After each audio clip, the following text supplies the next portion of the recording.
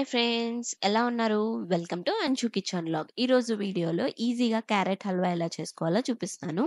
మన ఇంట్లో చిన్న చిన్న ఫంక్షన్స్ కానీ, ఏదైనా అకేషన్స్ కానీ మనము ఇంట్లో ఇలా ఈజీగా స్వీట్ ప్రిపేర్ చేసుకోవచ్చు. ముందుగా క్యారెట్ తీసుకొని పీల్ తీసేసి ఇలా తురిమి పక్కన పెట్టేసుకోవాలి.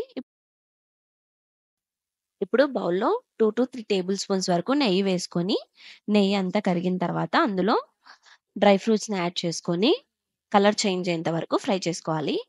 ఇక్కడ నేను జీడిపప్పు ఇంకా బాదం తీసుకున్నాను. ఇలా కలర్ చేంజ్ అయ్యేంత వరకు నెయ్యిలో ఫ్రై చేసుకొని పక్కన పెట్టేసుకోవాలి. ఇప్పుడు అదే బౌల్‌లో ఇంకాస్త నెయ్యి వేసి, తురిమి పెట్టుకున్న క్యారెట్ కూడా అందులో వేసుకొని, మొత్తం మిక్స్ చేసేసి, పచ్చివాసన పోయేంత వరకు బాగా ఉడికించుకోవాలి. ఈ స్వీట్ మనము ఇంట్లో ఈజీగా ప్రిపేర్ చేసుకోవచ్చు.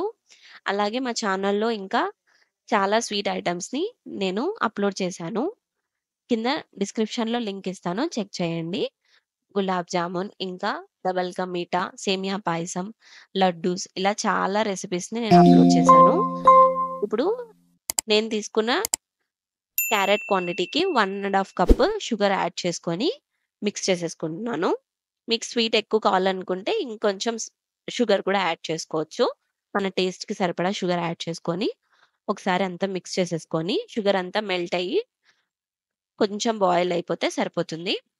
ఇలా మిక్స్ చేసుకొని కొద్దిగా బాయిల్ అయిన తర్వాత ఇందులో ఫ్రెష్ క్రీమీ మిల్క్ యాడ్ చేస్తున్నాను నేను. క్రీమీ మిల్క్ అయితే ఈ స్వీట్‌లోకి చాలా బావుంటుంది. సో, నేను క్రీమ్ మిల్కే తీసుకున్నాను.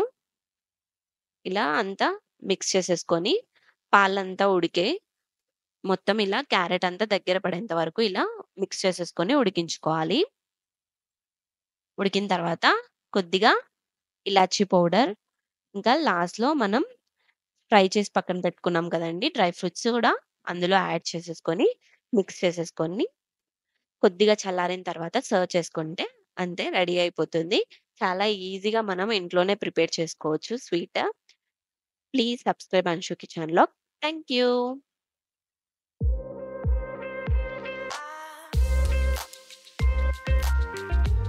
Super.